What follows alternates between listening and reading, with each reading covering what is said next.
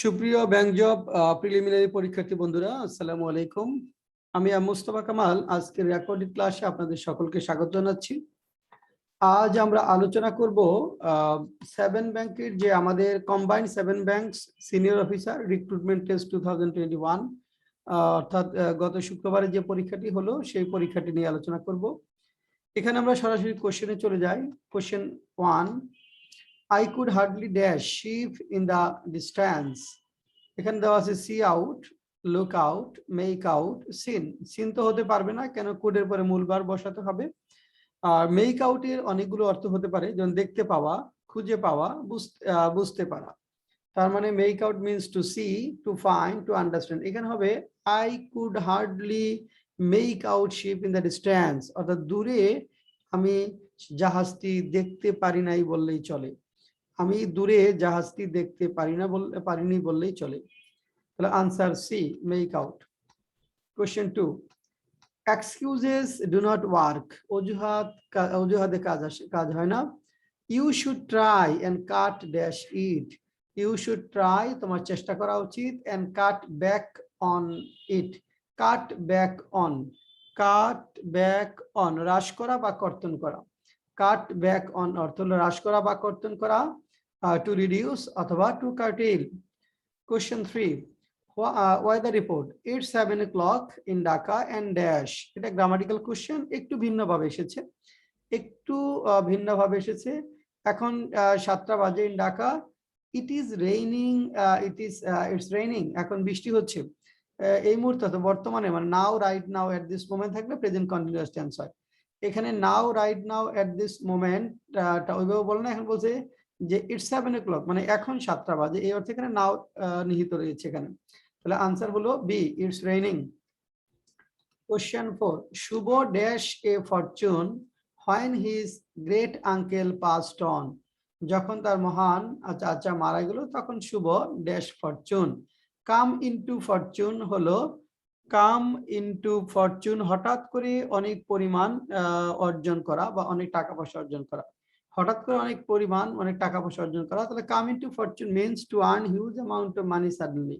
তাহলে come into a Fortune, সৌভাগ্য বয়ে আনা, সৌভাগ্য ফিরে খুঁজে পাওয়া। তাহলে আনসার হলো আমাদের B, came into. Question number 5, which of the following is not a literary device used for aesthetic effect in poetry? অর্থাৎ কবিতার নান্দনিক সৌন্দর্য বা নান্দনিক প্রভাবের জন্য কোন লিটারারি টার্ম ডিভাইসটি ব্যবহৃত হয় না। দেখেন এখানে অ্যাসোনেন্স, অ্যাসোনেন্সটা কি আগে বুঝতে হবে। অ্যাসোনেন্স হলো the repetition of vowel sounds across A line of poetry. এটা পোয়েট্রিতে ব্যবহৃত হয়। The repetition of A vowel sounds across A line of poetry, এটা কবিতায় ব্যবহৃত হয়। Onomatopoeia, the meaning of a thing or action by a vocal imitation of the sound associated with it, মানে অনুলঙ্কার। এটা হলো আমাদের হ্যাঁ 5 নাম্বার অনুলঙ্কার আমরা বলতে পারি, সরি অনুকার শব্দ। অনুকার শব্দ, অনুকার, অনোমেটোপেইয়া, অনুকার শব্দ, যেমন সাপের ফুসফুসানি, হিস, বাজ, এগুলো হলো অনুকার শব্দ। তাহলে এটাও লিটারেচার আমাদের ব্যবহৃত হয়। রাইম, সরা তো অবশ্যই ব্যবহৃত হয়। গ্রামারটা আসলে ওইভাবে অ্যাস্থেটিক ইফেক্ট ইন পোয়েট্রি, নান্দনিক সৌন্দর্যের জন্য গ্রামারটা ব্যবহৃত হয় না। এখানে গ্রামারটা হবে আমার কারেক্ট অ্যান্সার। একটু কঠিন কোশ্চেন এটা। Question number 6, find out the rightly spelled word. Correct spelling, spelling করতে বলেছে। এখানে এম্বারাসমেন্ট শব্দটা চেয়েছে, স্পেলিং EMBARRASSMENT, অপশন ক, এম্বারাসমেন্ট, বিব্রত। Question number 7, change into indirect speech. Indirect স্পিচে পরিবর্তন করুন। I will have a cup of tea, my father said, because I am not hungry. এটা কমন কোশ্চেন, এর আগেও এটা একবার এসেছিল। এখানে আমাদের দেখেন মাই ফাদার সেইড, এটা কোন, এটা হলো আমাদের রিপোর্টিং ভার্ব। এই অংশটুকু হলো আমাদের রিপোর্টিং ভার্ব, মাই ফাদার সেইড। তাহলে এটা আছে পাস্ট টেন্সে। তাহলে রিপোর্টেড স্পিচ দুই পাশে দেওয়া আছে, I will have a cup of tea, এটা reported speech, and I am not hungry, এটা রিপোর্টেড স্পিচ। আমরা জানি রিপোর্টিং ভার্ব প্রেজেন্ট টেন্সে থাকার পর রিপোর্টেড স্পিচের অংশটা যদি ফিউচার টেন্সে থাকে, মানে উইল থাকে, সেটা উডে পরিণত হয়। তাহলে I will have a cup of tea এটা হয়ে যাবে he would have a cup of tea because I am not hungry, এটা he হবে he was not hungry, he was not hungry। তাহলে he would have a cup of tea because he was not hungry। তাহলে answer C টা হলো correct answer. My father said that he would have a cup of tea because he was not hungry। Question number 8, free market is an example of a literary term। সেটা free market দেওয়া আছে irony, oxymoron, synecdoche, hyperbole। এখন দেখেন আমরা irony জানি বিদ্রুপ, মানে এখানে ব্যঙ্গ বিদ্রুপ করার জন্য ব্যবহৃত হয়। যেমন ছেলে ভালো তবে ইয়াবা খায়, এটা আসলে এটা কি বোঝাচ্ছে? ইয়াবা খায়, এটা আইরনি, ব্যঙ্গ বিদ্রুপ করা হচ্ছে, বিদ্রুপ কাটা হচ্ছে। অক্সিমোরন, অক্সিমোরন হলো a figure of speech in which apparently contradictory terms appear side by side. পাশাপাশি দুটি বিপরীতমুখী শব্দ, বিপরীত ধর্মী, ভিন্ন ধর্মী দুটি শব্দ যখন পাশাপাশি আসে তখন তাকে বলা হয় অক্সিমোরন। যেমন আমরা বলতে পারি ওপেন সিক্রেট। দেখেন ওপেন সিক্রেট উন্মুক্ত রহস্য, যেটা উন্মুক্ত সেটা আবার রহস্য হয় কি করে? Open secret. Beautifully painful, beautifully painful, যেটা বিউটিফুল সে তো পেইনফুল হওয়ার কথা না। ডেঞ্জারাসলি বিউটিফুল, হ্যাঁ ডেঞ্জারাস যেটা বিউটিফুল সে ডেঞ্জারাস হওয়ার কথা না। এটা পাশাপাশি বিপরীতমুখী দুটো টার্ম যখন পাশাপাশি বসে বিপরীত অর্থ একটা ভিন্ন অর্থ প্রদান করে সেটা হলো আমাদের অক্সিমোরন। একইভাবে এখানে আমাদের যে সব ফ্রি মার্কেট, ফ্রি মার্কেট মানে মার্কেট তো ফ্রি হয় না, যেমন ওপেন সিক্রেট, সিক্রেট যেমন ওপেন হয় না, আসলে মার্কেটটা ফ্রি হয় না, মার্কেট আসলে এখানে ফ্রি হয় না, ওই অর্থে এটা আমাদের হলো oxymoron. Question 9, I am one who laughed not wisely but too well is a quotation from। এটা হলো উইলিয়াম শেক্সপিয়ারের অথেলো থেকে নেওয়া হয়েছে। অথেলো মানে বলেছে I am one who laughed not wisely, যে আমি জ্ঞানী ওয়াইজলি চিন্তা করে ভালোবাসি না, বাট টু ওয়েল কিন্তু অনেক ভালোবাসি।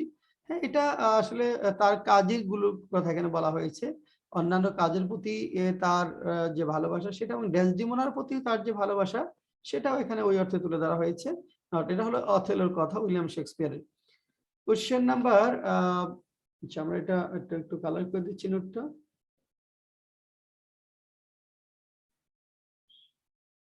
হ্যাঁ, question number 10, select the right form of verb।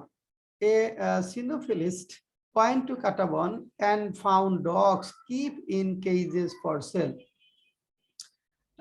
এখানে দেখেন সিনোফিলিস্ট যিনি কুকুর ভালোবাসেন তিনি কাটাবনে গেলেন, and found dogs। দেখেন ফাউন্ড এর ডগস, এখানে and এর পরে কি আছে? went to Katabon and found। দেখেন and এর পরে একটা ভার্ব হলো ফাউন্ড, হলো একটা ফাইনিট ভার্ব, তাহলে পরে যে ভার্বটা দেওয়া আছে সেটা কিন্তু নন ফাইনিট হতে হবে। Found dogs kept in cages for sale, found dogs kept এটা হবে আমাদের পাস্ট পার্টিসিপল ফর্মে হবে, পাস্ট পার্টিসিপল মানে past participle. Found dogs kept in cages for sale, যেমন I found the door closed, আমরা বলতে পারি I found the door closed, I found the door open, হ্যাঁ I found it done, এভাবে। তাহলে এখানে ফাউন্ড এর পরে ডগ, তাহলে পরের ভার্বটা নন ফাইনিট হবে, kept রাখা আছে, এই অর্থে এটা পাস্ট পার্টিসিপল হবে। Question number 11, the word related to play on words, ভালো করে বুঝবেন, play on words এটা আসলে শব্দ নিয়ে খেলা, কথার মারপ্যাচ বা ভালো বাংলা বলি শ্লেষালঙ্কার। এখানে পান, পান শব্দের অর্থ হলো শ্লেষালঙ্কার বা কথার মারপ্যাচ। কথার মারপ্যাচ কি? যেন make a joke exploiting the different possible meaning of a word, একটা শব্দের ভিন্ন ভিন্ন মিনিং নিয়ে যোগ করা, হ্যাঁ কথার মারপ্যাচে ধরা শ্লেষালঙ্কার, এটা হলো আমাদের পান। আচ্ছা, আর সিমিলি মেটাফর এগুলা মূলত আমাদের লিটারেচারে ব্যবহৃত হয় উপমা অর্থে তুলনা করার ক্ষেত্রে। সিমিলি এবং মেটাফর দুইটা দ্বারা তুলনা বোঝায়, তবে ভিন্ন ভিন্ন সেন্সে, ভিন্ন ভিন্ন সেন্সে তুলনার ক্ষেত্রে সিমিলি এবং মেটাফর ব্যবহৃত হয়। এটা আমরা আজকে আলোচনা এখন করছি না আপাতত। 12, which of the following techniques was not used in Renaissance art? Renaissance আর্টে কোন টেকনিকটা ব্যবহৃত হয়নি? দেখেন রিয়েলিজম, পার্সপেক্টিভ, ইন্ডিভিজুয়ালিজম, সবগুলো রেনেসান্স আর্টে ব্যবহৃত হয়েছে। অ্যাবস্ট্রাকশন, অ্যাবস্ট্রাকশন এই শব্দটা ওখানে ব্যবহৃত হয়নি। Abstraction the quality of dealing with ideas rather than events. বিমূর্ততা, অ্যাবস্ট্রাকশনের বাংলা হলো বিমূর্ততা, বিমূর্ততা, the quality of dealing with ideas rather than events, এই টেকনিকটাই রেনেসান্স আর্টে ব্যবহৃত হয়নি। Question 13, select the best sentence with the appropriate use of the idiom get off the ground। আগে আমাদের get off the ground এর মিনিংটা বুঝতে হবে। সফলভাবে যাত্রা শুরু করা, get off the ground সফলভাবে যাত্রা শুরু করা। to begin to operate in a successful way। Correct answer আমাদের এখানে যেটা আছে D number, without financial support the movie is unlikely to get off the ground। অর্থাৎ অর্থনৈতিক সাপোর্ট ছাড়া ছবিটি সফলভাবে শুরু করতে পারবে না। Question 14, which phrase indicates the interior flow of thought employed in high modern literature? Which কোন phrase indicates the interior flow of thought, interior flow of thought employed in high modern literature? It was stream of consciousness, এটা মূলত হলো stream of consciousness employed in high modern literature, এটা হলো flow of thought। দেখেন interior stream of consciousness Bangla meaning হলো চেতনার স্রোত, Bangla meaning যদি বলি চেতনার স্রোত। stream of consciousness, stream of consciousness is a narrative mode of method that attempts to depict the multitudinous thoughts and feelings which pass through the minds of a narrator। অর্থাৎ একজন এখানে গল্পকথকের বা লেখকের মনের ভিতরে যে অসংখ্য চিন্তা এবং অনুভূতিগুলো ব্যবহৃত হয়, স্রোত চেতনার স্রোত প্রবাহিত হয়, সেটা ন্যারেটিভ মোড আর method. Question, last question, question number 15, the sentence which is not expressing any passive sense, নিচের কোন সেন্টেন্সটা দ্বারা প্যাসিভ সেন্স বোঝাচ্ছে না? একটু কঠিন কোশ্চেন অনেকের জন্য বোঝা। I will have my hair cut, আমি আমার চুল কাটিয়ে নিব, এটা প্যাসিভ সেন্সে আছে, কারো না কারো দ্বারা কাটিয়ে নিব। আই গট ফায়ার্ড ইয়েস্টারডে, গতকাল আমি বহিষ্কৃত হয়েছি, মানে আই ওয়াজ ফায়ার্ড, এই সেন্স, এটা প্যাসিভ। ডি নাম্বার আছে I am getting all my floors polished, আমি সবগুলো ফ্লোর পলিশ করে নিতে যাচ্ছি, এটা প্যাসিভ। সি নাম্বার দেওয়া আছে they made it do it, they made me do it, হ্যাঁ তারা আমাকে এটি করিয়ে দিয়েছিল, they made me do it, তা আমাকে এটি করিয়ে দিয়েছিল। সাধারণত গেট এবং হ্যাভ দ্বারা পজিটিভ ভার্ব গেট এবং হ্যাভ দ্বারা প্যাসিভ সেন্সটা আসে, কিন্তু মেড এর ক্ষেত্রে মেড দ্বারা অন্যকে করিয়ে দেওয়ার ক্ষেত্রে ব্যবহৃত হয়।